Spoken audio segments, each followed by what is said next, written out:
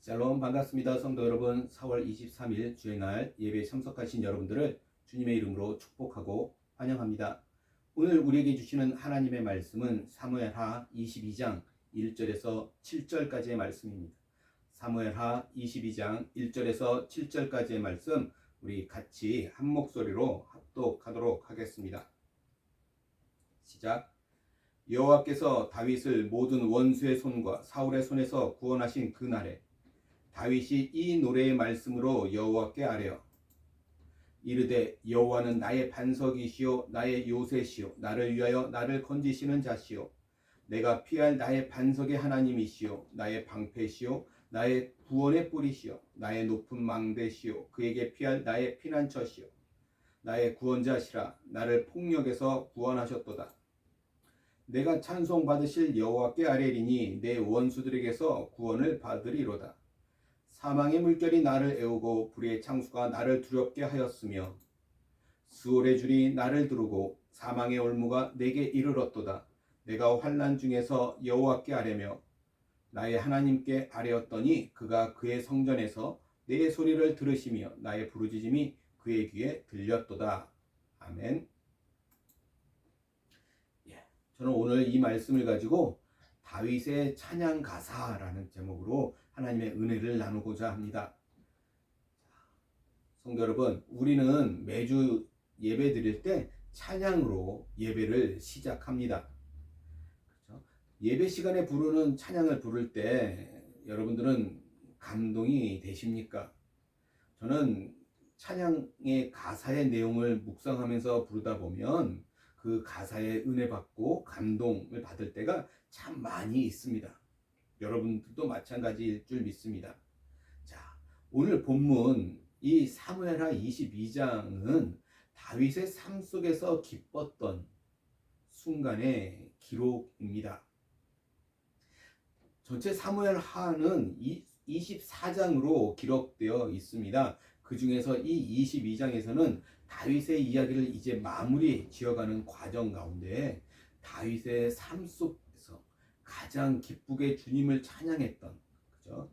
시편 18편의 말씀을 그대로 인용해서 기록하여 주고 있는 것입니다.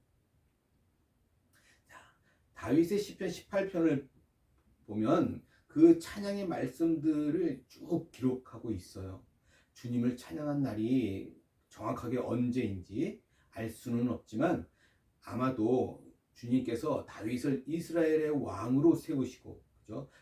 다윗에게 참다운 안식을 주셨을 때가 아닐까 하는 거 우리가 생각해 볼 수 있습니다. 따라서 이 사무엘하 22장의 찬양의 말씀은 어떠한 사건들 이후에, 그죠? 순간적으로 나온 찬양이 아니라 잠잠히 자신의 지나온 길을 되새겨보고 그 인생 가운데 주님의 손길을 경험하고, 그죠? 그것을 차분히 묵상하는 가운데 마음속 깊이 흘러나오는, 그죠? 다윗의 마음을 가장 잘 표현하고 있는 찬양시라고 우리가 말할 수 있겠습니다.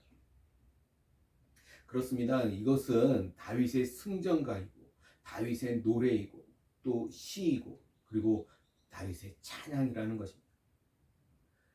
그 원수의 손에서 자기를 건져내신 그 하나님의 경험에 대한 다윗의 개인적인 고백을 기록하고 있습니다. 그래서 모든 것이 하나님께 영광을 드리는 행위가 되는 것이죠. 오늘 다윗의 인생에 대한 이야기가 담긴 이 찬양 가사를 통해서 오늘 정확히 우리들의 인생에 대해서도 함께 살펴보고자 합니다. 다윗은 분명 아주 바쁜 인생을 살았습니다. 그렇죠? 평범한 사람이 왕의 자리에까지 올랐고 또 막 시작하는 이스라엘의 한 나라의 왕으로서 극도의 변화가 심했던 그 시기를 살았으니 얼마나 할 일이 많았겠습니까? 아무리 일 중독으로 살아도 그에게 주어진 일을 다 하지 못했을 정도일 것입니다. 다윗은 또한 부하고 쇠하는 그런 삶을 살았습니다. 왕이 되기 전이나 왕이 된 이후에도 그의 인생은 많은 높낮이가 있는, 흥망성쇠가 있는 그런 게 심한 삶을 살아왔다라는 것입니다. 자, 오늘 본문 5절 6절 말씀을 다시 한번 보시면 이렇게 기록합니다. 사망의 물결이 나를 애우고 불의의 창수가 나를 두렵게 하였으며 수월의 줄이 나를 두르고 사망의 올무가 내게 이르렀도다. 사망의 줄이, 수월의 줄이, 사망의 올무가 그를 묶고 있었습니다. 이렇게 반복해서 말하고 있는 이 사망의 올무는 그가 죽음의 위협에 아주 직면하였다라는 것을 강조해서 쓰고 있는 것입니다. 또 불의의 창수가 밀어닥쳤습니다. 그죠? 혼란을 의미할 때가 많이 있어요. 혼란스러운 상태. 쉽게 얘기하면 수영을 할 줄 모르는 사람이 갑자기 물에 빠진 것을 생각해 보면 우리가 이해하기가 쉽습니다. 지금 다윗이 그런 상태였다라는 것입니다. 많은 사람들도, 우리들도 마찬가지지만 다윗만큼은 아니다 할지라도 많은 사람들이 이렇게 굴곡이 많은, 그렇죠? 흥망성쇠가 심한, 높고 낮음이 심한 그런 삶을 살아갑니다. 생과 사, 복과 화, 그리고 기쁨과 슬픔, 이런 것들을 숱하게 많이 겪으면서 살아갑니다. 오늘날처럼 바쁜 시대든 옛날처럼 그렇게 변화가 심하지 않은 시대이든 바뀌지 않은 것 하나가 있다면 그것은 어느 시대이든 그 시대를 살아가는 인생의 변화가 심하다는 거예요. 그 시대를 살아가는 인생은 역시 바쁘다는 것입니다. 뭐가 그렇게 할 일이 많은지 계속해서 일이 많습니다. 그래서 바쁜 일에 쫓기면서 살아가죠. 그런데 꼭 잘 살고자 하는 일이기에 그런 것이 나쁘다라고 말할 수는 없습니다. 그죠? 열심히 살아가는 거예요. 다윗은 참으로 많은 업적을 남긴 사람입니다. 그런데 그의 인생 전반을 기록하고 있는 오늘 본문을 보면 그가 살아오면서 그의 인생 가운데, 그의 삶 가운데 이루었던 그의 업적은 기록되어 있지 않다라는, 나오지 않고 있습니다. 한 나라의 왕이 세상 나라의 다른 나라 왕들과는 다르다라는 것입니다. 그죠? 세상 나라의 왕은 자신이 무슨 업적을 이루었는지 그것을 기록하기가 더 쉽지 않습니까? 그런 왕들이 더 많지 않습니까? 그런데 오늘 다윗은 전쟁에서 이긴 이야기조차 구체적으로 기록하지 않고 있습니다.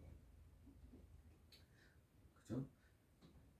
그의 승리는 그저 하나님께서 주신 승리라고 말할 뿐이에요. 왜냐하면 다윗의 인생에서 남은 것은 이 세상 나라의 왕들이 남긴 것과 다른 것이기 때문에 그렇습니다. 오늘날 사람들이 정신없이 바쁘게 살고 있습니다. 그렇죠? 그렇게 살아야 조금이라도 무언가를 남길 수 있을 것 같이 생각되기 때문이에요. 그런데 그렇게 정신없이 열심히 자신의 모든 힘을 다해서 살고 있는데, 그런데 결국 마지막에 무엇이 남을까라는 것입니다. 우리가 인생을 마치는 시기가 된다면 우리의 인생 그 마지막에는 어떨까요? 우리가 살면서 느끼는 그 허무함과는 조금 다른 것이 있을까요? 만약 지금 뒤를 돌아보면서 자신의 지금까지 살아온 삶을 뒤돌아보면서 허무하다라고 생각이 된다면, 허무했다라는 생각이 든다면 몇십 년이 흐른, 그죠? 미래의 마지막 날에도 여전히 허무하게 느끼게 될 것입니다. 성도 여러분, 지금 살고 있는 우리의 삶이 무엇을 남기고 있는지를 우리가 잘 살펴보아야 합니다. 열심히 살고는 있지만 허무한 인생들을 살아가는 사람들을 많이 보지 않았습니까? 많은 일들을 했지만 아무것도 남지 않는 그런 인생들을 살아온 사람들을 많이 보지 않았습니까? 다윗은 오늘 본문의 시에서 대부분의 문장의 주어를 자신이 아닌 여호와로 사용하고 있습니다. 자, 오늘 2절 3절 말씀 다시 한번 볼까요? 이렇게 이야기합니다. 이르되 여호와는 나의 반석이시요 나의 요새시요 나를 위하여 나를 건지시는 자시요 내가 피할 나의 반석의 하나님이시요 나의 방패시요 나의 구원의 뿌리시요 나의 높은 망대시요 그에게 피할 나의 피난처시요 나의 구원자시라 나를 폭력에서 구원하셨도다. 지금 다윗은 그 여호와 하나님을 여러 가지 단어를 써서 묘사하고 있습니다. 여호와는 나의 반석이라고 하는 것은 높은 산의 바위와 굴을 의미하는 거죠. 그래서 다윗이 적을 피해서 도망 다닐 때 그 다윗에게 은신처가 되었던 것을 상기하면서 하는 말이에요. 또 요새는 절벽으로 둘러싸인 높은 산의 구름을 말합니다. 다윗이 그의 힘이 약할 때 요새와 같은 곳으로 피신해서 적의 공격을 피할 수 있었습니다. 또 피할 바위는 사막에서 모든 것이 요동적일 때 그 바위는 변함이 없고 온전히 그 자리에 굳게 있는 써주는 그 하나님을 의미하고 있는 것입니다. 또 구원의 뿔이라고 말하고 있어요. 이 뿔은 구원의 힘, 곧 능력 있는 구원자라고 하는 뜻이죠. 높은 망대는 적의 침공으로부터 안전한 곳을 말합니다. 또 다윗은 하나님께서 우리를 자신을 폭력에서 구원하는 자시다라고 말하고 있어요. 폭력이 무엇입니까? 폭력. 악한 사람들의 그 강포함 혹은 난폭한 사람들을 가리킬 것이에요. 그죠? 이 세상에는 이렇게 강포하고 난폭한 자들이 많이 있지만 하나님께서는 그런 모든 강포한 자들과 그 난폭한 자들에서 우리를 건져주신다라는 것입니다. 성도 여러분, 지금 다윗은 하나님을 이렇게 세밀하게 경험하고 있었다라는 거예요. 그렇게 세밀한 하나님을 경험했기에 이렇게 묘사할 수 있다라는 것입니다. 다윗은 믿음으로 하나님을 바라봄으로 하나님을 경험하고 있는 것입니다. 다윗이 믿음으로 하나님을 알게 된 것이 언제일까요? 그가 살아오면서 그의 인생 가운데 겪은 그 수많은 일들, 파란만장한 그런 일들 속에 있어서 하나님을 알게 되었을 것입니다. 그죠?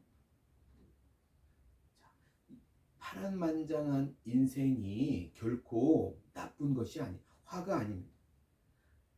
중요한 것은 그런 파란만장한 인생의 결론이 무엇이냐라는 거예요.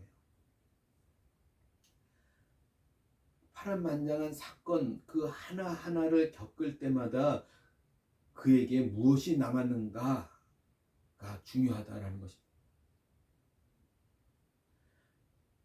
여러분, 다윗의 삶은 분명히 이처럼 파란만장했습니다. 그러나 그러했기 때문에 그는 그 속에서 살아계신 하나님을 만났다라는 것입니다. 하나님을 경험했다라는 것입니다. 그래서 지금 오늘 그가 고백하고 있는 이 찬양의 가사들을 보면, 그죠? 그 한마디 한마디 그 단어들이 그가 하나님을 경험한 일들을 기록하고 있는 것을 우리가 알게 됩니다. 이런 찬양의 가사는 그냥 나오기 쉽지 않지요. 자, 이런 찬양의 가사가 나오려면 딱 두 가지가 필요합니다. 첫 번째는 그 일을 겪었어야 한다라는 거예요. 자, 쉽게 얘기하면 하나님이 구원자다라고 하는 찬양을 한다면 그가 구렁텅이에 빠졌었다라는 것을 전제하는 것이죠. 그 구렁텅이에 빠진 곳에서 하나님께서 자신을 구원하셨다, 구원자라고 하는 그런 고백을 하게 되는 것입니다. 그죠? 그래서 그 일을 겪었어야만 해요. 자, 두 번째는 무엇입니까? 두 번째는 그곳에서 하나님을 바라보고 의지했다라는 거예요. 이것이 중요합니다. 첫 번째 것은 대부분의 모든 사람에게 다 일어나는 일인데, 이 두 번째는 이 첫 번째에서 두 번째로 이어지는 사람은 그렇게 많지 않다라는 거예요. 그런데 인생은 이 두 번째 것이 가장 중요합니다. 우리가 살아가는 우리의 인생이 찬양의 가사가 되어야 합니다. 그렇죠? 우리 삶의 순간순간에서 어려움을 겪을 때 하나님을 찾고 하나님께서 어떻게 인도하셨는가를 경험하면, 그렇죠? 그렇게 그 경험한 것을 가사로 써내려가는 우리의 인생이 되어야 하는 것이죠. 사무엘하 22장 21절에서 29절을 보면 다윗은 그가 자신의 환난의 날에 무엇을 하였는가를 기록하고 있습니다. 그는 환난에서 벗어나고자 애쓴 것이 아니라 그때마다 하나님을 의지했어요. 하나님의 말씀을 지키기 위해서 그런 선한 싸움을 했다라고 기록하고 있어요. 볼까요? 23절에 보니까 이렇게 얘기합니다. 그의 모든 법도를 내 앞에 두고 그의 규례를 버리지 아니하였음이로다. 또 29절에 보면 여호와여 주는 나의 등불이시여 여호와께서 나의 어둠을 밝히시리이다. 오직 하나님만 그의 등불로 삼고 앞으로 나아갔다는 거예요. 이것이 중요합니다. 환난의 때에 우리가 해야 하는 일은 그 환난을 벗어나는 것이 아니라 그 속에서 하나님의 말씀을 지키려고 노력하는 것입니다. 그러면 우리는 분명 머지않아 이 다윗처럼 찬양의 가사를 우리가 쓰게 될 것입니다. 하나님의 말씀대로 하나님을 의지하고 그에게 피하는 자마다 하나님의 보호하심을 받을 것이기 때문에 그렇습니다. 그는 하나님께서 그의 방패되심을 체험하게 될 것입니다. 하나님께서 분명 함께 하시며 인도하실 것이기 때문입니다. 그렇게 우리의 인생은 하나님을 찬양하는, 찬양의 가사를 쓰는 그런 인생이 되어야 하는 것입니다. 찬양의 곡조가 높낮이가 있으므로 아름다운 찬양이 되듯이 우리의 인생의 높낮이는, 그죠? 우리가 더욱더 좋은 찬양의 가사와 곡조를 써내려가는데 매우 필요하게 될 것입니다. 성도 여러분, 오늘 우리는 다윗이 그렇게 힘들고 파란만장한 인생을 산 것이 아니라 그 속에서 이런 찬양의 가사를 배우는 시간이 되었다라는 것을 우리에게 보여주고 있습니다. 사건 없는 삶이 훌륭한 삶이 아니라 어려움과 고통의 순간, 전쟁 같은 순간, 어쩌면 부끄러움의 순간, 치욕의 순간, 두려움의 순간, 그런 것들이 다가올 때 그런 것들을 피하려고만 하지 말고 그 시간 속에서 온전히 하나님을 경험하기를 주님의 이름으로 간절히 소원합니다. 그 속에서 우리 안에 찬양의 가사로 우리 삶이 써 내려가야 한다는 것이죠. 그렇다면 그 시간들은 그죠? 어느 순간보다 더 귀하고 복된 시간이 될 것입니다. 성도 여러분, 우리의 인생은 힘든 인생이었느냐 편안한 인생이었느냐로 구분되는 것이 아니라 찬양의 가사를 쓰는 시간이었느냐 아니면 찬양의 가사가 없는 그런 시간이었느냐로 나뉘게 될 것입니다. 찬양의 가사가 있는 삶이 영원한 삶이 될 것이고 귀중한 삶이 되는 것은 두말할 필요가 없을 것입니다. 어떤 누구라도 자신의 인생에서 하나님의 손길을 경험할 수 있다면 그의 인생은 하나님 앞에 귀하고 복된 삶이 될 것입니다.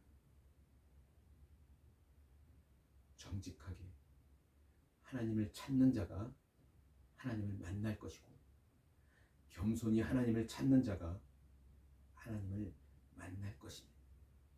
오늘 저와 여러분들의 삶이 어렵다 할지라도 그 속에 우리를 인도하고 계시는 하나님의 손길을 경험하는 귀하고 복된 시간들이 다 되시기를 주님의 이름으로 간절히 소원합니다. 기도하겠습니다. 사랑과 은혜가 많으신 하나님, 주님의 크신 사랑과 은혜를 감사합니다. 지금 현재를 살아가는 모든 인생들 가운데 그저 평범하고 편안한 삶을 살아가는 사람은 없습니다. 그러나 그 삶 속에 어떻게 대처하고 어떻게 살아가느냐, 그것이 더 중요한 줄 믿습니다. 오늘 말씀처럼 그 시간 속에 우리가 있다면 그 시간 속에 살아계신 주님을 경험하는 귀한 시간이 될 수 있도록 오늘 우리의 마음을 주장하여 주시옵소서. 그래서 주님만 바라보고 믿음으로 의지하는 그런 귀하고 복된 삶이 다 될 수 있도록 도와주시고 그들의 삶을 통해서 찬양의 가사들이 쓰여지는, 또 주님 앞에 영광 올려드리는 귀한 복된 삶 살아가는 우리 모두가 될 수 있도록 주님 함께하여 주시옵소서. 주님 앞에 감사드리며 우리 주 예수 그리스도 받들어 간절히 기도드리옵나이다. 아멘.